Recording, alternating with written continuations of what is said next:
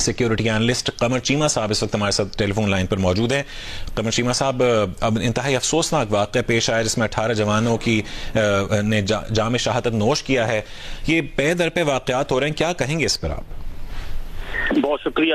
دیکھیں، یہ جو ہمارے 18 ایف سی کے جوان شہید ہوئے ہیں، میں آپ کو ایک بات بتاؤں، اس مسئلے کو اگر ہم نے انٹرنیشنلائز نہ کیا، کب تک پاکستان کی ایف سی، پاکستان کی پولیس اور پاکستان کی جو فوج ہے وہ شہادتیں دیتی رہے گی؟ اور آپ تو ڈونلڈ ٹرمپ نے بھی کہنا شروع کر دیا ہے کہ افغانستان کے اندر جو اسلحہ ہوا ہے یہ اسلحہ ہمیں واپس چاہیے. اسی اسلحے کی ساری پرابلم ہے.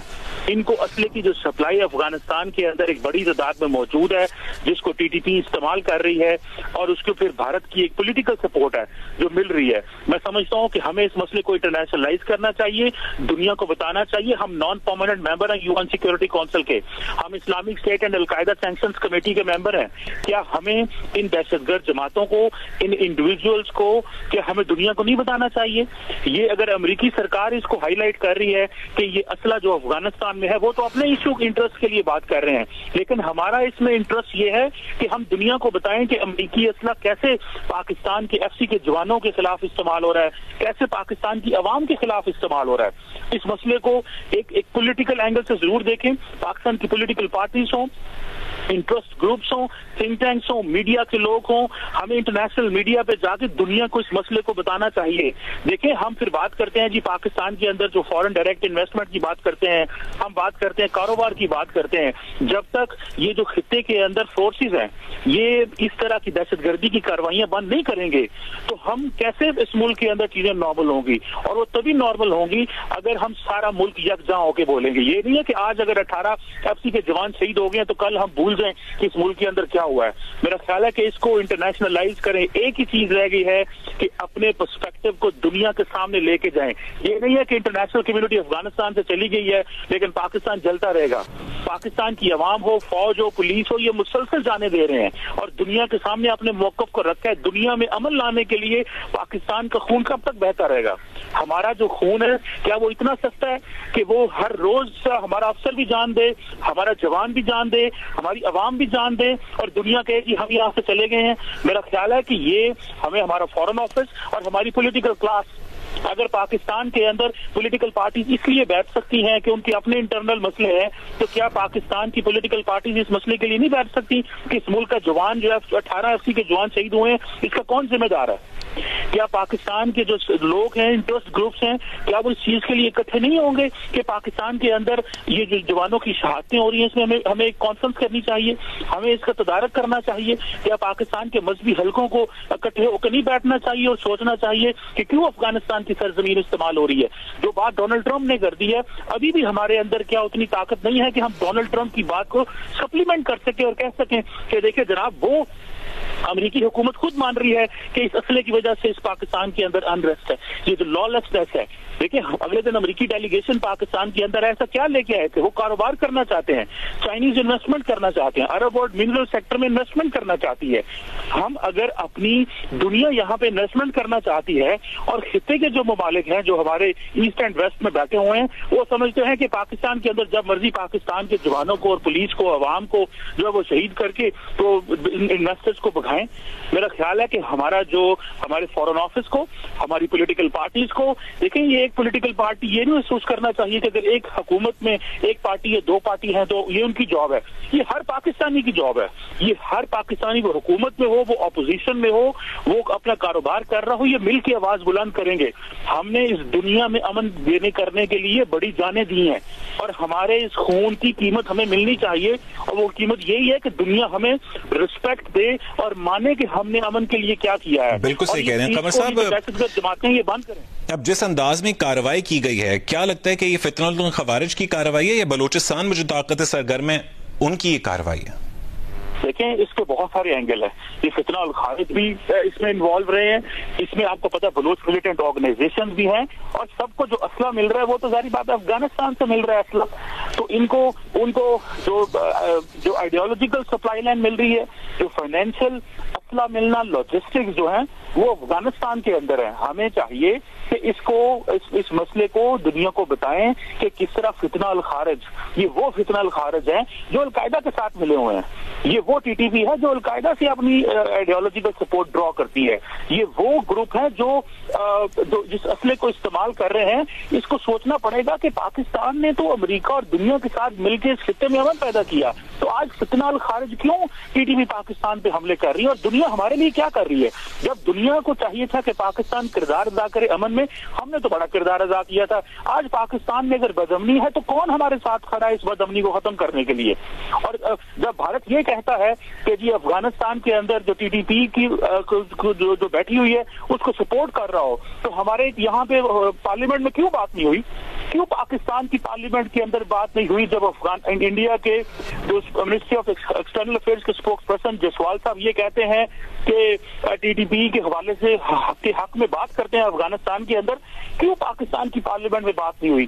ہم سارا ٹائم آپس میں تو لڑتے رہتے ہیں، اس ملک کے اندر انٹرنل پالیٹکس تو بہت ہو رہی ہے، لیکن ہمیں جو میجر نیشنل سیکورٹی تھریٹ ہے وہ تو ہمارے خطے سے آ رہا ہے، وہ تو ہمارے نیبرنگ کنٹری سے آ رہا ہے، اس کے حوالے سے ہم بولتے نہیں ہیں اور ہم اپنی انٹرنل لڑائیوں کو سارے ٹائم ایمپلیفائی کرتے رہتے ہیں.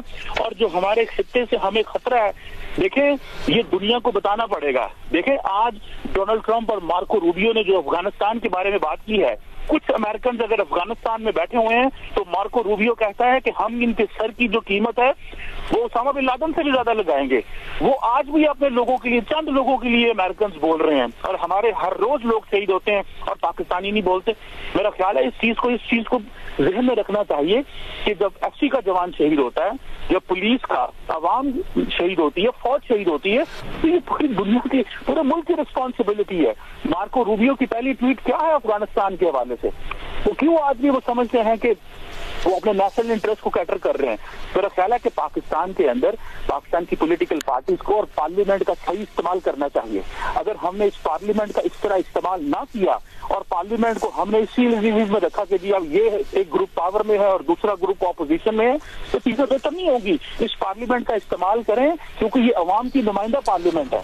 پاکستان کا میڈیا بھی بول رہا ہے، پاکستان کی سول سوسائٹی بھی کوشش کر رہی ہے، لیکن پولیٹیکل کلاس کو چاہیے کہ وہ بھارت کے اندر آپ دیکھیں وہ سارے سیاستدان اکٹھے ہو جاتے ہیں، پولیٹیکل پارٹیز اکٹھے ہو جاتی ہیں جب پاکستان کی بات آتی ہے. لیکن جب ہمارے یہاں پہ روزانہ ہم دیکھتے ہیں کہ ایف سی کے جوان شہید ہو رہے ہیں تو ہماری ایک کنڈیمنیشن کے بعد کبھی پارلیمنٹ میں بحث کیوں نہیں ہو رہی؟ کیوں اس چیز میں بحث نہیں ہوئی کہ پاکستان نے جو وائلنس کی جو بڑھا ہے اس کی کیا وجوہات ہیں اور اس کے لیے کیا کرنا چاہیے؟ میرا خیال ہے کہ پاکستان کی جو پولیٹیکل کلاس ہے وہ بڑی پڑھے لکھے لوگ ہیں، تمام بڑے منجے ہوئے لوگ ہیں، تمام کا گلوبل ایکسپوجر ہے.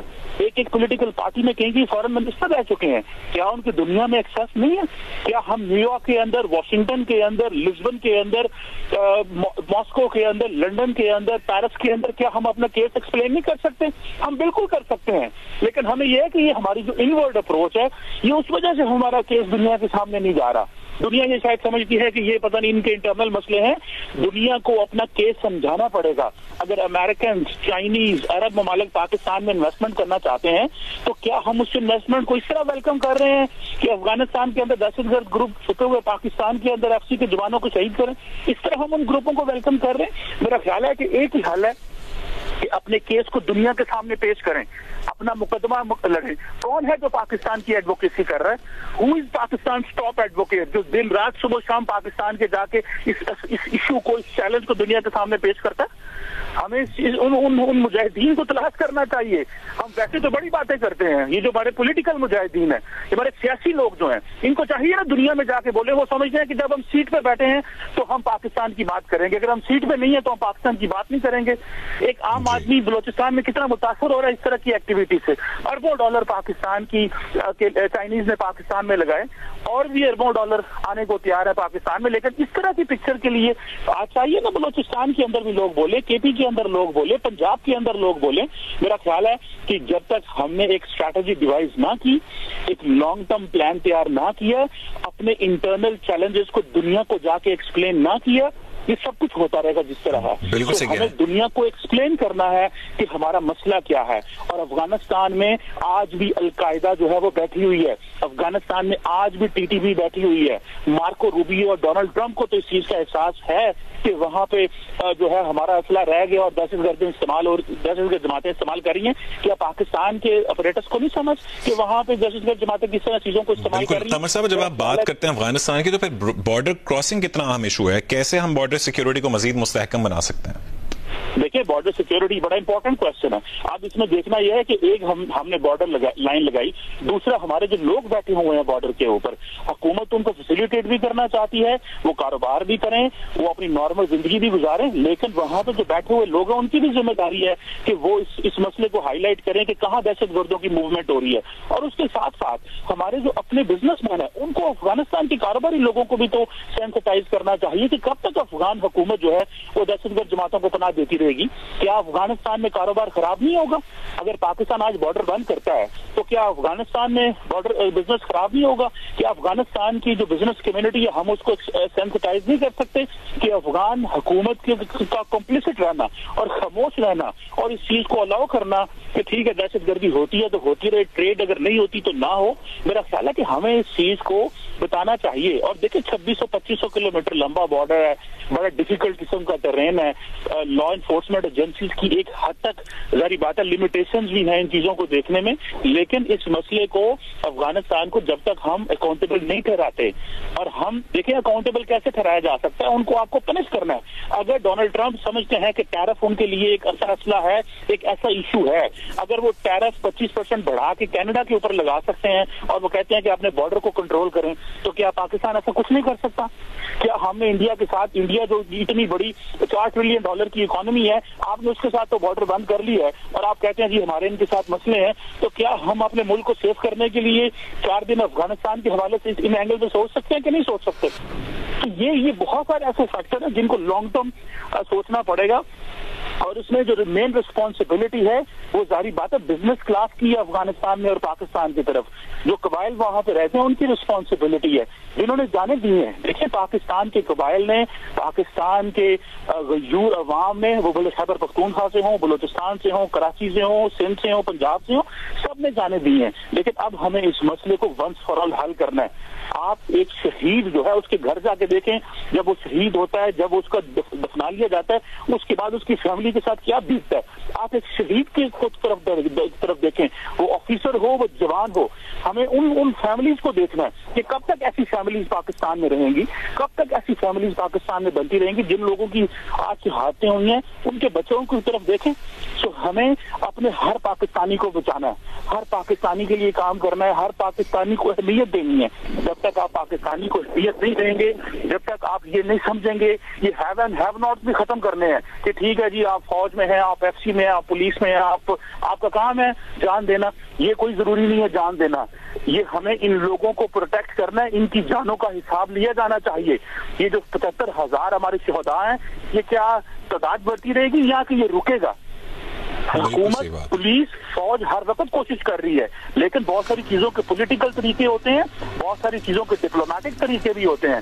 آپ ہر وقت کائنیٹک تھریٹ کو کائنیٹک طریقے سے تو کر رہے ہیں, لیکن ادروائز بھی اس کے بہت سارے طریقے ہیں جن کو میرا خیال کرنا چاہیے. اور ایک اس میں جوائنٹ کمپریہنسو جسے کہتے ہیں نا, آپ اپنی کہتے ہیں whole of a nation approach چاہیے, اور ہول آف اے نیشن میں تمام طبقے آتے ہیں, تمام مذاہب آتے ہیں. بیسک نقطہ یہ ہے کہ عالمی سطح پر اس مسئلے کو اجاگر کرنا چاہیے, اور آپ کہہ رہے ہیں سفارتکاری کے تھرو. سفارتکاری ایک طریقہ ہے, اور سب سے بڑھ کے پاکستان کی پولیٹیکل پارٹیز کو بولنا چاہیے. جی کیوں پاکستان کی پولیٹیکل ہم نے اپنی انٹرنل ڈومیسٹک پالیٹکس کو اتنا ٹائم دیتے ہیں, اور آپ کا جو نیشنل سیکورٹی تھریٹ ہے جو آپ کو ہر روز آپ دیکھیں نا, اگر آپ کے ملک میں 300% وائلنس بڑھا ہے تو پاکستان کی پولیٹیکل کلاس اس کو کتنا ٹائم دے رہی ہے اپنے ایشو میں. ایک ہی چیز ڈسکس ہوتی ہے جی, ایک پولیٹیکل پارٹی ہے اس کا یہ مسئلہ ہے, دوسری پولیٹیکل پارٹی کا یہ مسئلہ ہے, تیسری کا یہ مسئلہ ہے, لیکن سارے کے سارا جو آپ کا جو نیشنل لینڈسکیپ ہے, اس نیشنل لینڈسکیپ نے کتنی بات کی کہ 300% وائلنس کیوں بڑھا. क्यों 300% जो है वो मुल्क के अंदर ये जो वायलेंस बढ़ा, इसके लिए हमने क्या तदारक करना है? क्या ये इसी तरह चलता रहेगा? हम अपने मसलों के लिए तो सब बोलते हैं, अपने हकूक के लिए तो सब बोलते हैं, लेकिन एक फौजी जवान के लिए, एक FC जवान के लिए, एक सफारतकार के लिए जो, और एक पुलिस वाले के लिए, एक आम आदमी के लिए हम कितना बोलते हैं? हम आम आदमी के लिए, आम जवान के लिए बोलना शुरू करें, और हम जब तक इनकी रिस्पेक्ट नहीं करेंगे। डोनाल्ड ट्रंप अपने पहले दिन जो है वो एक अननोन सोल्जर की कब्र पे भी गया था। सो हमारे तो बड़े नॉन लोग हैं, बिल्कुल सही है। नॉन लोगों की को भी ऑनर करने की जरूरत है। ठीक। सो इसको इंटरनेशनलाइज करें, UN नॉन परमानेंट मेंबर होने का फायदा उठाएं, al Qaeda sanctions committee, Islamic state sanctions committee का मेंबर होने का फायदा उठाएं, और इनको सैंक्शन करें सबको, और दुनिया को बताएं कि आज हम मुश्किल में हमारे साथ खड़े हों, और सबसे पहले हमें खुद अपने साथ खड़े होना होगा, हमारी पॉलिटिकल पार्टीज को साथ खड़ा होना। बिल्कुल सही है। बहुत शुक्रिया कमर चीमा साहब, बहुत ही कॉम्प्रिहेंसिवली आपने इस पूरे मसले पर रोशनी डाली है। जियो न्यूज़ से गुफ्तगू करने के लिए शुक्रिया।